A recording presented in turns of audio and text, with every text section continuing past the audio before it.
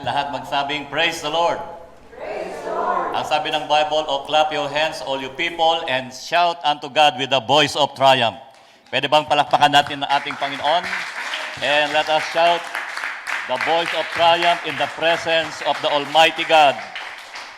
Hallelujah, praise God. Let us remain standing as we open our Bible in the book of Numbers, chapter 14, verse 3. Up to verse 4, and then mag-jump tayo doon sa verse 8 up to verse 9, and then last verse is verse 28. Numbers chapter 14, verse 3, Why is the Lord bringing us to this land only to let us fall by the sword? Our wives and children will be taken as plunder. Wouldn't it be better for us to go back to Egypt? And they said to each other, we should choose a leader and go back to Egypt. Verse 8, if the Lord is pleased with us, He will lead us into the land, a land flowing with milk and honey, and will give it to us. Only do not rebel against the Lord, and do not be afraid of the people of the land, because we will devour them, for their protection is gone, but the Lord is with us. Do not be afraid of them. Verse 28, so tell them, ang sabi ng Panginoon sa kanila, kay Moses, as surely as I live, declares the Lord, I will do to you the very thing I heard you say. Tayo po ay manalangin. Lord Jesus, today, as always, we are totally dependent upon Thee. For we can do nothing without you, Lord. That's why we ask you to bless the reading of your word and let your fresh anointing be upon your servant. Let him speak your words, O God, without fear and without favor, but with clarity and authority. This is our prayer in Jesus' mighty name. Lahat magsabing, Amen. Ang title ng mensahe ng Panginoon ay nagsasabing, God will do to you. Gagawin ng Diyos sa'yo. Mga kapatid, isang bagay lang ang gagawin ng Panginoon sa atin sa panahon na ating hinaharap ngayon during the time of pandemic. And according to verse 28, the very thing He heard we say is the thing that God will do to us. Gagawin ng Panginoon ang mga bagay, the very thing, specifically, yung mga bagay na binabanggit natin, yun ang kanyang gagawin sa bawat isa sa atin. And that is why it is very important for us to be careful sa lahat ng mga bagay na ating ipapahayag. God bless you all. You may be seated.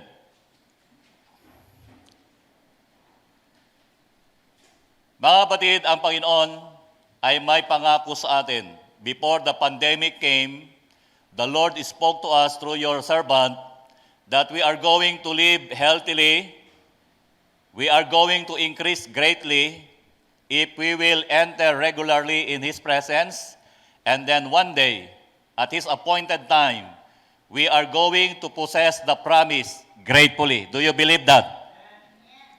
Praise God. The same thing, God has a promise to Israelites. In Numbers chapter 13, verse 1, the Lord said to Moses, ang Panginoon ay nangungusap sa kanyang mga anak. So bago gawin ng Panginoon ang isang bagay, kakausapin niya ang kanyang lingkod para ipahayag ito sa mga tao. And then verse 2, ang sabi ng chapter 13, send some men to explore the land of Canaan, which I am giving to the Israelites.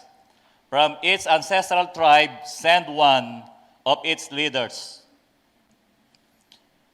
Hallelujah. So, the same in our time, because we are serving the same God, the God that Moses served is the same God that we are serving, ang Panginoon ay nagbigay ng mensahe kay Moses. Ang sabi niya, magpadala ka ng ilang mga tao para i-explore ang land of Canaan na aking ipinangako na ibibigay sa Israelites.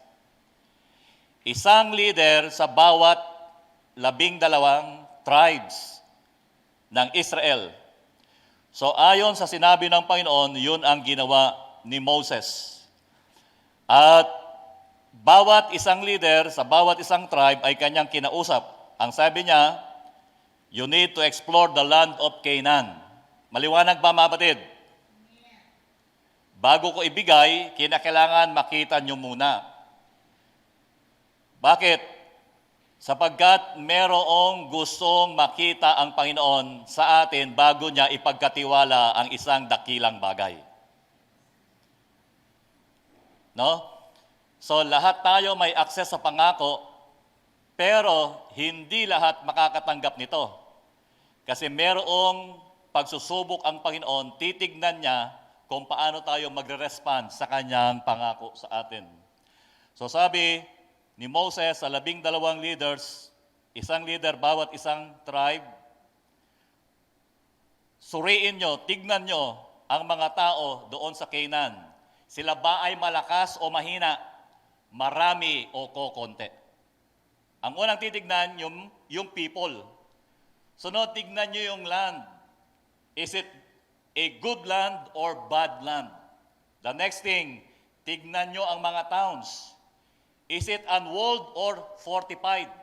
Ito ba ay nababakuran o hindi nababakuran? Tignan nyo ang soil. Is it fertile or poor? So the instruction was very clear. So sila po ay pumunta doon sa Negev para isurvey, tignan, suriin yung bayan na ipinangako ng Panginoon. And then after 40 days, they returned to Moses.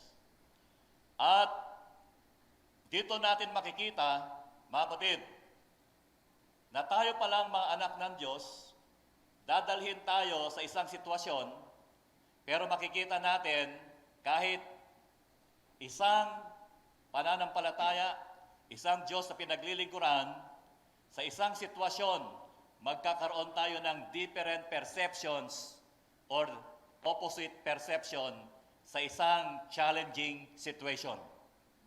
Please listen to this. This is very important. Ang sabi ng 10 spies, di ba 12 sila? So yung majority, ito ang report nila. Ito ang kalang assessment sa kalang nakita. Ang sabi ng 10 spies, yung land ay totoong flowing with milk and honey. Good news. Amen? Di ba maganda? Totoo. Maganda yung pangako ng Panginoon. At yung fruit ay nagdala sila as evidence na yung lupa ay fertile. Yung lupa ay good land. So, another good news. Pero yung ikatlo, ang sabi ay ito, pero yung mga tao doon ay powerful. Sabi ng verse 28, chapter 13, at doon nakita namin ang descendants ni Anak, yung mga higante. Kaya nga sila ay powerful ikumpara sa atin. At ang cities ay fortified at napakalaki. So yun ang report. At nang marinig ito ng mga tao, ano sa tingin nyo ang kalang respond o response? Nang marinig nila ito, sila ay nagtaas ng kalang mga boses. At ano pa, sila ay nag-iyakan. At sila ay nag-grumble, ang sabi ng Bible. Kapag sinabi nating grumbling, ito ay nagko-complain. At ang uri ng kalang pagko-complain ay meron silang bad temper. Ibig sabihin, nagko-complain sila, naggalit na galit. Tama? So, dahil doon, si Caleb naman ang nagsalita. Yung isa sa 12. Tandaan nyo, the same situation, different perceptions. Hindi lang different, kundi opposite yung kalang pananaw doon sa kalang nakita. Ang sabi ni Caleb ay ganito, una, pinatahimik niya muna yung mga tao. Bakit? Alam nyo, kapag ang tao, kapag kayo ay terrified, kapag kayo ay takot, kapag kayo ay nasyak, hindi tayo makakapag-isip ng tama at hindi tayo makakapag-desisyon ng tama. Do you agree with that? So dito mo makikita ang totoong leadership. Kasi di ba, ang sabi, isang leader sa bawat isang tribe, ipadala doon. So ibig sabihin, hindi ordinaryong mga mananampalataya yung pinadala ni Moses. Sila ay nasa kategory ng mga leaders ng bawat tribe. So hindi, basta-basta hindi sila baguhan. Pero, meron palang tinatawag na test of true leadership. Hindi natin mararating, hindi natin ma-achieve yung pangako ng Panginoon kapag wala sa atin yung totoong pagiging lingkod na after God's own heart. So, kakaiba naman ang kay Caleb. Ang sabi niya, tumahimik kayo. Huwag kayong magpanik. Kita nyo? Kapag, ito very critical to sa every organization. Sa bawat organization, very important ito na maintindihan natin. Sa pagdi-divulge ng information, we need to be careful. Kasi maaapektuhan ang buong congregation. Kapag good report, okay. Pero kapag bad report, hindi maganda. Kaya dapat magiging maayos tayo sa ating pagre-report. So, ang sabi ni Caleb ay ganito, very positive. Sabi niya, we should go up and take possession. Kinakailangan humayo tayo at kunin natin, i-achieve natin ang pangako ng Panginoon. At ito pa, ang sabi niya ay ito, for we can certainly do it. Hindi niya lang sinabi na we can do it, meron pang nagdi-describe kung paano nila makukuha yon o magagawa. Sabi niya, certainly, siguradong sigurado na magagawa natin yon. We can take possession, siguradong sigurado tayo. Pero dahil nauna yung masamang balita, ang tao hindi pa rin basta mapasipay. Diba? At lalo na mas marami yung nagbalita ng negatibo. Yung negative perception ay majority at minority lamang yung positive ang kalang unawa. Tignan nyo ito. Kung anong ating pananaw, yun ang lalabas sa bibig natin. Tama? Tama ba? Pero be careful. Why? Sabi kasi ng Bible, God will do to us the very thing He heard we say. Anong sabi? Gagawin ng Panginoon yung bagay, the very thing na sinabi mo, na narinig niya. Ibig sabihin, nilagay tayo ng Panginoon sa the same situation ang buong mundo. We are in pandemic. Meron tayong dalawang hamon, ano yan? Yung health at saka yung economic crisis. At dito, idinadaan tayo ng Panginoon sa testing ng true leadership. Kasi para makarating tayo doon sa pangako ng Panginoon, kinakailangan merong mag-guide sa atin. We cannot go to heaven without a pastor that will guide us. Do you believe that? We cannot achieve greatness without a coach, without a life coach, na yun ay ginagampanan din ng pastor na nagbibigay sa inyo ng mga ideas, iginaguide kayo, binibigay kayo ng direction. You cannot do it alone. You need a mentor in your life. Hallelujah. So, sinubukan ng Panginoon yung 12. At to make the story short, yung 10 ay hindi nakapasa. Bakit? Iba ang kalang pananaw. Ang kalang pananaw ay based lamang sa facts. Kasi totoo naman talaga na stronger yung mga tao, napakadami, 45 yung wall, talagang fact naman yon, di ba? Or facts yun. Pero para magtagumpay tayo, wag lang tayo mag-rely sa facts. Dapat yung facts, dagdagan natin ng faith. It is a fact na deadly talaga ang coronavirus. It is a fact na maapektuhan talaga ang ating ekonomiya. Pero yung facts, dapat dagdagan natin ng faith. Amen? Kasi pag dinagdagan natin ng faith, pwede natin mabaligtad ang sitwasyon. Kapag yung facts ay dinagdagan natin ng faith, then yung pangako ng Diyos ay ma-achieve natin. Ang sabi ng Panginoon, you are going to live healthily. You are going to increase greatly. But you need to enter into my presence regularly. And then one day, you are going to possess my promise gratefully. Hallelujah. Do you believe that? Sinabi ng Panginoon yan sa atin bago pa dumating ang pandemic. Akala natin ang darating ay ang big one. Hindi pala ang big one kasi ang big one, kapag mangyari yan, pwedeng sa Pilipinas lang yan. Pwedeng sa ilang bahagi lang ng Pilipinas yan, hindi buong Pilipinas, hindi buong mundo. Mas matindi pala ang darating kasi ang dumating ay, ang coverage niya ay buong sanglibutan. Pero bagamat ganon ang pangyayari, bagamat ganon ang sitwasyon, pero ang pagbabatayan pa rin ng ating pananaw at ng ating mga sasabihin at ng ating mga desisyon ay hindi yung present situation, kundi yung sinabi ng ating Panginoon bago pa tayo dumating sa sitwasyon na ito. Ang sabi niya, you are going to live healthily. So let us claim that we are going to live healthily. God will give us good health. And God is going to increase us greatly. Even though kukunti tayo ngayon kasi hindi tayo allowed na magkatipon-tipon ng sabay-sabay, baligtad ang nangyari, huwag tayong malungkot. Bakit yan ay good sign?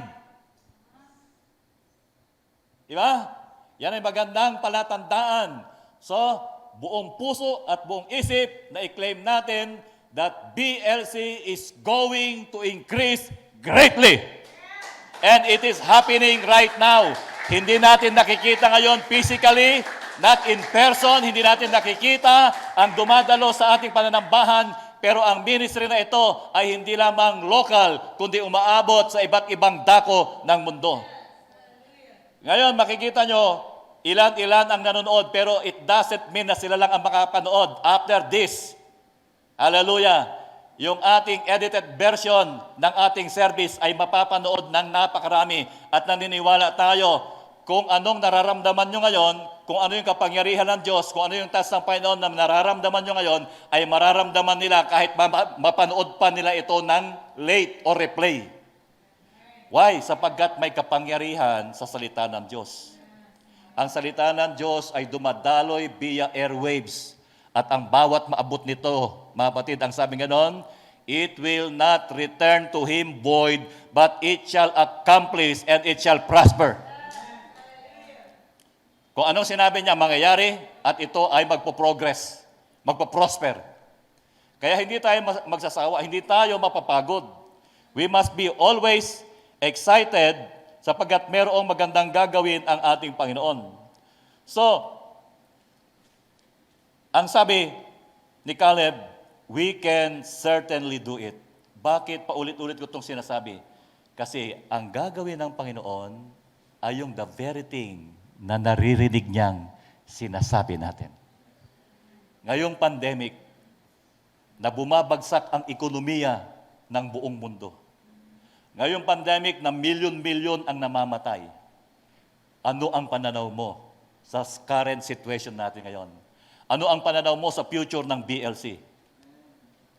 Dapat maging maingat tayo. Paano tayo magiging maingat? Dapat yung facts ay dagdagan natin ng faith. Sabi ni Caleb, we can do it. Pero sabi ng 10 spies, we cannot do it. We cannot attack them. We cannot attack those people in verse 31. Why? Because they are stronger than we are. And then nag-spread sila ng bad report. Kita nyo, madidistinguish natin ang totoong leader among leaders at kung sino talaga ang follower. Ang totoong leaders, they can turn threats into opportunities. Pero yung mga false leaders, hindi talaga nakapasa sa standard ng ating Panginoon. Bagamat tinatawag silang leader ng Bible, pero hindi nakapasa doon sa leadership traits na sinet ng ating Panginoon. Ano sila? Sa kanila yung threat ay laloong mag-create ng more threats. Di ba?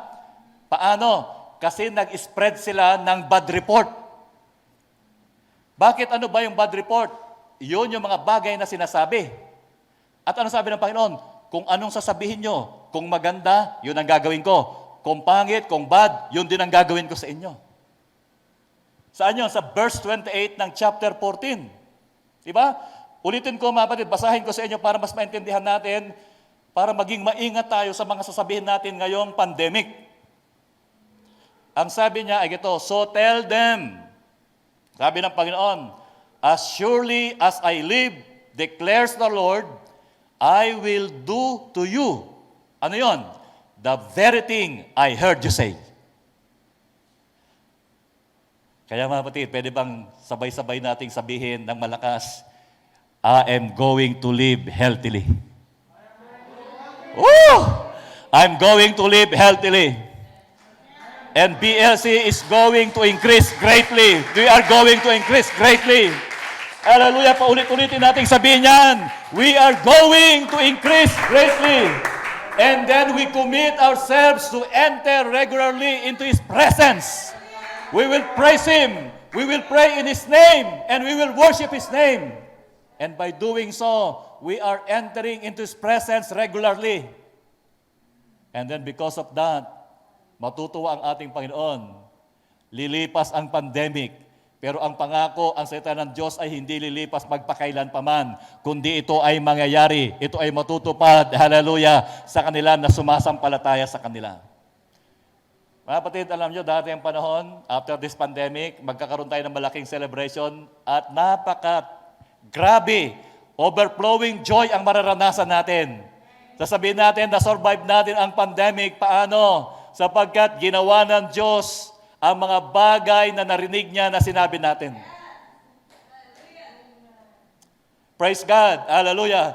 So pwede bang tumayo tayong lahat mga kapatid? At malakas nating sabihin, I am going to live healthily. We are going to live healthily. Hallelujah. We are going to increase greatly in the name of Jesus. We will overcome the pandemic. We will overcome the health crisis. We will overcome the economic crisis. Hallelujah. By the power of the name of Jesus. Because with His name, nothing is impossible. Ayon sa sinasabi natin, yun ang gagawin ng ating Panginoon. Anong susi? Ang sabi ni Caleb ay ganito, if the Lord is pleased with us, walang problema sa Panginoon. As long as nalulugod siya sa atin. Kamustahin natin ang ating mga sarili. Magkaroon tayo, after na ma-assess natin ang environment, wala tayong control doon. Pero may control tayo sa ating sarili. I-assess natin ang ating sarili sa harapan ng ating Panginoon. Nalulugod ba ang Diyos sa ating buhay? Sapagkat ang sabi ni Caleb, kung nalulugod ang Panginoon sa buhay natin, then God can lead us to the promised land. And God is going to give us His promise. He's going to fulfill His promises to us sapagkat hindi siya pwedeng magsinungaling. At gusto ng Panginoon na ma-enjoy natin ang kanyang blessing. Hallelujah. Thank you, Jesus. Lord, suriin mo ang aking puso kung ako ba ay nakalulugod sa iyo. At kung meron mang dahilan, hallelujah na, kinakailangan baguhin ko sa aking gawi, ay aking gagawin. And then if you do that, then He will lead us to the land, flowing with milk and honey, and He will give it to us. At ang sabi niya, wag lang tayong magrebelde, ibig sabihin, sumunod lang tayo, wag tayong matakot. At ang paningin niya, ang pananaw niya sa mga higante, ano? Ang sabi ng 10 spies, tayo ay katulad lamang sa tipaklong. Pero ang pananaw niya sa mga higante, ano? Sila ay tulad lamang sa tinapay. Kita nyo? Yung 10 spies, ang tingin na sa sarili na, tipaklong lang tayo sa harapan ng mga higante. Napakalit natin. Pero iba ang pananaw ni Caleb. Ang sabi niya, yung mga higante, tinapay lang yan sa atin. Kaya huwag kayong matakot. Bakit? Tinapay lang yan. Bakit? Kasi kasama natin ang Panginoon. Don't be afraid. Hallelujah. Thank you, Jesus. Samantalang tayo nanatiling nakatayo, mga batid, hinihiling ko ang ating mga musicians to please come. Praise God. Magkaroon tayo ng more time na ipahayag natin ang mga positibong mga bagay. Lahat ng naiisip nyo na ayon sa salita ng Diyos na magpapabor sa iyo at sa ating lahat, yun ang banggitin natin. Amen. Ngayong pandemic, Brother Harvey, say mo, I am going to live healthily. I will have peace of mind. I will have a strong body. Isigaw mo yan sa ating Panginoon. At kung anong babanggitin natin, God is going to honor that. Hallelujah. Ang Pilipinas ay makakasurvive sa pandemic. Ang mga kapatid natin ay makakasurvive sa economic crisis, sa kahirapan. Sabihin natin, walang anak ng Diyos na kahit kailanman ay magpapalimos ng tinapay. Walang anak ng Diyos ngayong pandemic, hallelujah, na pupunta sa kalsada at manghihingi ng tinapay at mamamalimos. Sabi ni David, ako ay naging bata at ngayon ako ay matanda na, pero hindi ko nakita ang mga matutuwid na nagpapalimos ng tinapay. Praise God. Isusupply ng Panginoon ang ating mga pangangailangan, ang ating pagkain sa araw-araw, ang ating basic needs ay Kanyang ipagkakaloob. Hallelujah. At hindi lang yan, mga kapatid, maging ang protection mula sa karamdaman. We need to pray so that God will protect us. But God is also waiting us na hindi lang magpe-pray, na kundi kinakailangan gumawa din tayo ng action. At ang ating action, we need to observe safety protocol. Pagsasamahin natin yung protocol at yung prayer. Pag pinagsama natin yan, then God's protection will be upon us. At kapag nasa atin yan, anong susunod yan? Magkakaroon tayo ng peace of mind. Ang pinakamahalaga ngayon, the most essential commodity, priceless commodity nowadays, is peace of mind. And only God can give it to us. You cannot buy peace of mind in the market even though you are the richest man or woman in the world. You cannot buy it because that is priceless and only God can give it to you. Hallelujah. Sa Diyos lang tayo nagtitiwala. We are so thankful sa mga nag-aral about neuroscience, sa mga psychologists. But even doctor of psychology came to me, and he asked a prayer. Ang sabi niya, Pastor, even though I studied, ako ay nagpakadalubhasa sa aking field of expertise, but still napatunayan ko, without God, I can do nothing. Without God, we can do nothing. Hallelujah. Kinakailangan idagdag natin sa ating pag-aaral ang salita ng Diyos, ang pangako ng Panginoon. And then, through that, we can survive this great challenge, this challenging situation. Malalabanan natin, mapagtatagumpayan natin, sabi ni Caleb, because the Lord is with us. Walang ibang susi para magtagumpay tayo, kundi isa lang. Basahin nyo from Genesis to Revelation. Lahat na nagtatagumpay, isa ang susi. Anong susi? Kasama nila ang Panginoon. Amen. Kaya sabi ng Panginoon, without me, you can do nothing. John chapter 15, verse 5. Without me, you can do nothing. Sa lahat na nakikinig ngayon sa kalamang tahanan, I admire you if you are intelligent, if you are strong. But let me tell you this, your intelligence and your strength are not enough without God. Hallelujah. Lahat ng mga bagay nito ay mapabaliwala kung wala ang Panginoon. Actually, our breath of life came from Him. At dahil diyan, siya lang talaga ang pwedeng makatulong sa atin. Habang maawit ang mga awit, let's worship the Lord.